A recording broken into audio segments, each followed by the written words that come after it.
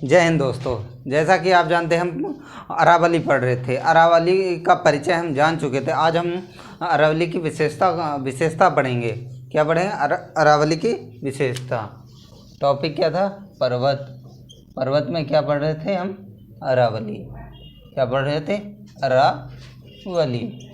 अरावली अरावली पर्वत यानी पर्वत। इसमें हम परिचय पढ़ चुके थे। अरावली का परिचय, उनके बारे में जान चुके थे। इसकी स्थिति के बारे में, ये कहाँ स्थित है, इनमें कौन से सबसे ऊंची चोटी है, उनके बारे में जान चुके थे। अब हम पढ़ेंगे इसकी विशेषता। क्या पढ़ेंगे? विशेषता। किसकी? अरावली। किसकी? अरावली की विशेषता।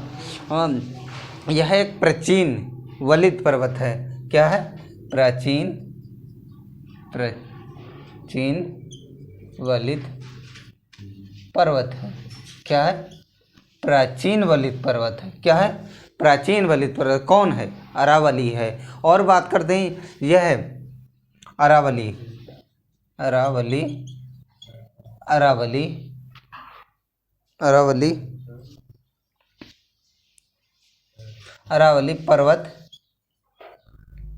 पर्वतमाला। अरावली पर्वतमाला महान विभाजन यानी मौसम का विभाजन यानी जलवायु को विभाजन का कार्य करता है। अरावली पर्वतमाला को क्या? अरावली पर्वतमाला यानी पर्वतमाला को भारतीय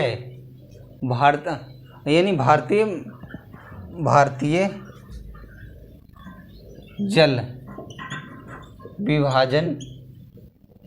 विभाजन रेखा माना जाता है। क्या? रेखा। किसे?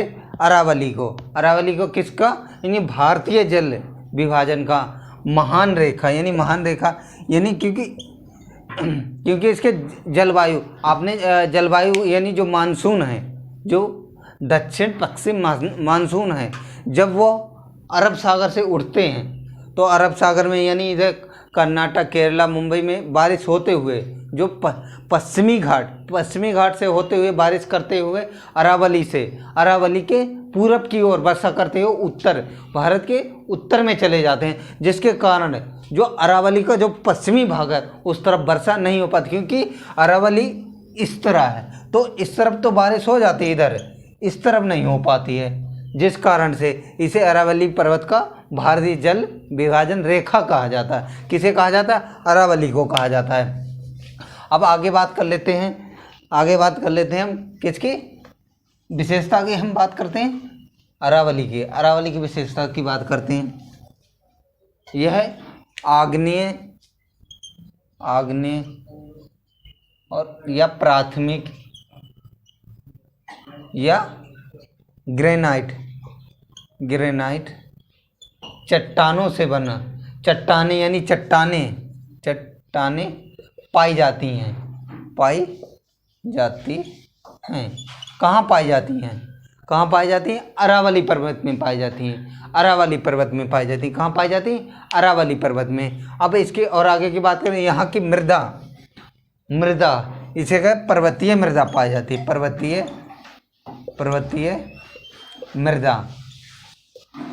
पर्वतीय मृदा मतलब लाल मृदा पाई जाती है। क्या? लाल मृदा पाई जाती है। और बात करें यहाँ के वन्य जीव की बात करें, अरावली में यानी वन्य जीव की बात करें। वन्य जीव कहाँ होते हैं? जहाँ पर पेड़ पौधे, हरी घास वगैरह हो, वहीं तो जीव पाए जाएंगे।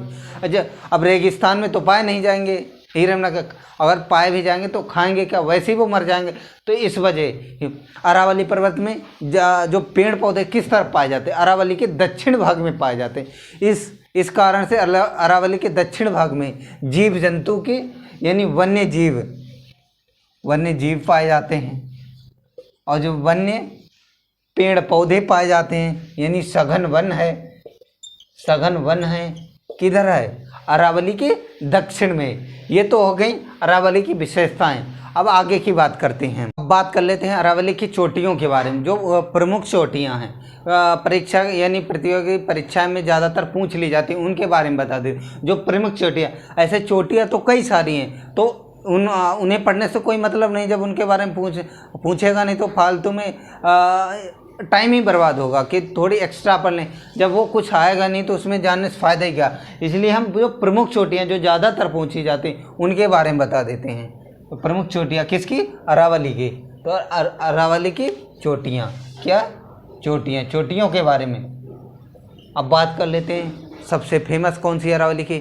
जो सबसे ऊंची है, कौन सी ऊंची और सबसे फेमस कौन सी है? गुरु शिखर। कौन सी? गुरु शिखर, गुरु शिखर। अब बात कर लें दूसरे की बात करें, आबू, आबू पर्वत, आबू पर्वत हो गए। अब अगली की बात कर लें, एक और, जिसे कहते हैं कमलनाथ, कमलनाथ कहते हैं। अब चौथी की बात कर लें हम, चौथी की सांभर है, एक सांभर, सांभर है। और एक और की बात कर लें, पांचवें की बात कर लेते हैं, जो लिया है, जो लिया है। ये अरावली की प्रमुख, क्या अरावली की प्रमुख चोटियां हैं। अब इनके बारे में जान चुके। और आगे हम पढ़ेंगे क्या, किसके बारे में? माउंट आबू के बारे में पढ़ेंगे। किसके? माउंट आबू के बारे में, जो प्रमुख यानी होती है, उसमें कई सारी विशेषताएं हैं। माउंट आबू के इतिहास के बारे में जानेंगे, उसमें कौन सी जनजाति, उसके यानी ज़्यादातर उसके ज़्यादा से ज़्यादा उसके बारे में जानने की कोशिश, क्योंकि कई क्वेश्चन उससे उठ जाते हैं। तो इस वजह से आगे हम क्या पढ़ेंगे? माउंट आबू, माउंट आबू क्या पढ़ेंगे?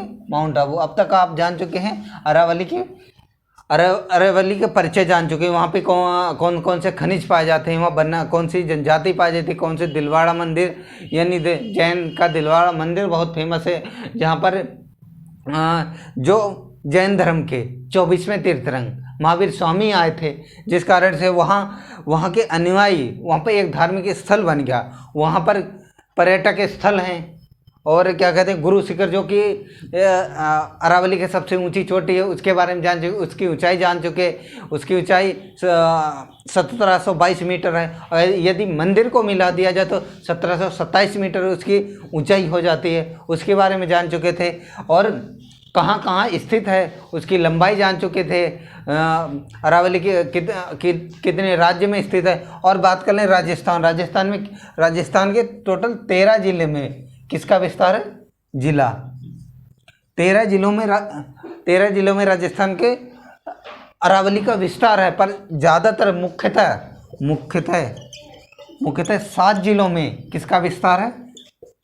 7 जिलों में किसका? अरावली का विस्तार। उसके बारे में आप जान चुके हैं। माउंट आबू के बारे में जाने, माउंट आबू की कुछ विशेषताएं हैं, उनके बारे में जान लेते हैं। किसके बारे में?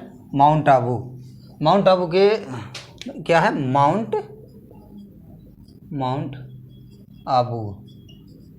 आबू की बात करें, माउंट आबू की स्थिति की बात करें, स्थिति यानी विस्तार की बात करें। स्थिति कहाँ है?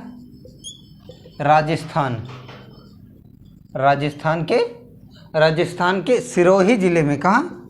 राजस्थान के सिरोही जिले में स्थित एक नगर है। कौन है? माउंट आबू। कौन है? माउंट आबू सिरोही यानी एक स्थित नगर है। क्या है? स्थित नगर है। कौन है? माउंट आबू। यह एक हिल स्टेशन है, यानी पर्यटकों की दृष्टि से एक हिल स्टेशन है। कौन है? माउंट आबू क्या है? Hill station. क्या? हिल स्टेशन क्या है? एक हिल स्टेशन है। हिल स्टेशन जो कि पर्यटकों के लिए हिल स्टेशन है। अब आगे की बात करें, इसकी चौड़ाई और लंबाई की बात करें। इसकी लंबाई की बात करें तो ये इसकी 22 किलोमीटर लंबा है। और चौड़ाई की बात करें, किसकी चौड़ाई की बात करें? किसकी? माउंट आबू की चौड़ाई की बात करें तो 9 किलोमीटर ये चौड़ा है। कौन है? 9 किलोमीटर चौड़ा है। कौन है? अब इसके आगे की बात करें हम, इसकी ऊंचाई की बात करें। किसकी? माउंट आबू, माउंट आबू की ऊंचाई की बात करें, ऊंचाई की बात करें हम किसकी, माउंट आबू की, तो ये है 1722 मीटर ऊंचा, जो कि गुरु शिखर है। कौन है, गुरु शिखर है। अब आगे की बात करें, यहाँ की भाषा की बात करें, भाषा यहाँ राजस्थान और हिंदी भाषा बोली जाती। कौन सी, राजस्थानी और कौन सी, हिंदी भाषा बोली जाती। दो भाषाएं बोली जाती, कौन सी, राजस्थानी और हिंदी भाषा बोली जाती। कहाँ बोली जाती, माउंट आबू में। और आगे की बात करें हम, यह एकमात्र ये राजस्थान का एकमात्र किसका, राजस्थान का पर्वतीय नगर यानी पठारीय नगर है, यानी पर्वतीय पहाड़ीय नगर है, जो पठारीय नगर है। कौन है, माउंट आबू। और इसके प्राचीन नाम की बात करें, प्राचीन नाम की बात करें, प्राचीन नाम, इसका प्राचीन नाम क्या था, अरबुदांचल। किसका नाम था, अरबुदांचल। किसका नाम था, माउंट आबू का नाम क्या था, अरबुदांचल। अब इसकी बात करें, इसके माध्यम में, किसके माध्यम में, माउंट आबू के माध्यम में, किसके, माउंट आबू के माध्यम में संगमरमर से निर्मित, किससे, संगमरमर से निर्मित मंदिर हैं। क्या, मंदिर हैं किसके, हिंदू और जैन धर्म के, हिंदू और जैन धर्म के क्या हैं, मंदिर निर्मित हैं। कैसे, संगमरमर से निर्मित हैं। क्या है, संगमरमर से निर्मित हैं। क्या है, मंदिर किसके, जैन धर्म और हिंदू धर्म के। कहा जाता है कि माउंट आबू में भगवान शिव, कौन,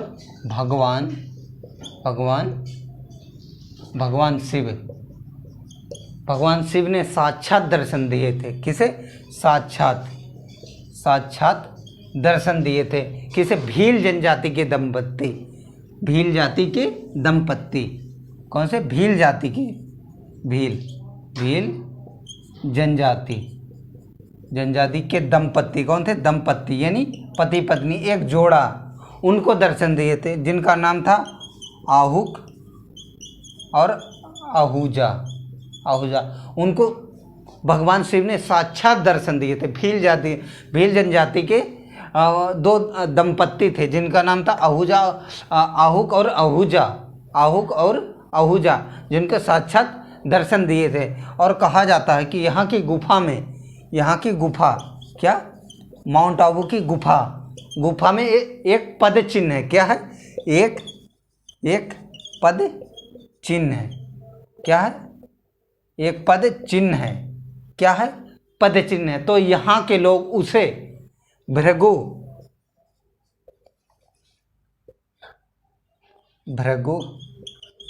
का पद चिन्ह मानते हैं। क्या, भृगु का पद चिन्ह मानते हैं। किसे, भृगु का पद चिन्ह मानते हैं। अब आप माउंट आबू के बारे में जान चुके, अरावली के बारे में जान चुके, यहाँ से कौन कौन सी नदियाँ निकलती हैं, जैसे कि बनास नदी, लूनी नदी, साबरमती नदी, साखी नदी।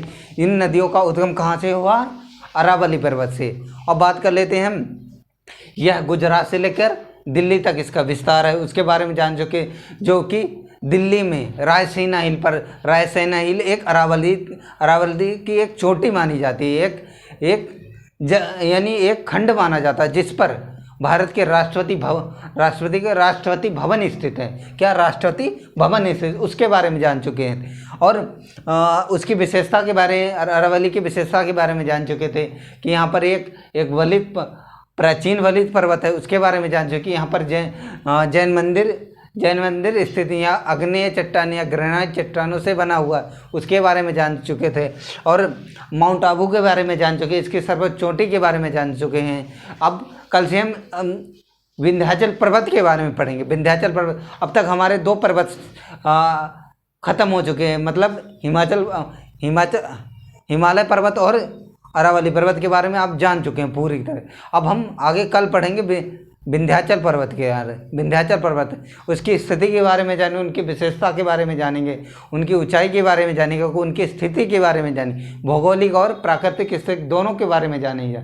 वहाँ की कौन कौन सी नदियाँ, उनके उद्गम के बारे में जानेंगे, कौन कौन सी नदियाँ किधर से किधर निकलती हैं, वहाँ खनिज के बारे में जानेंगे, और किस राज्य में स्थित है उसके बारे में जानेंगे।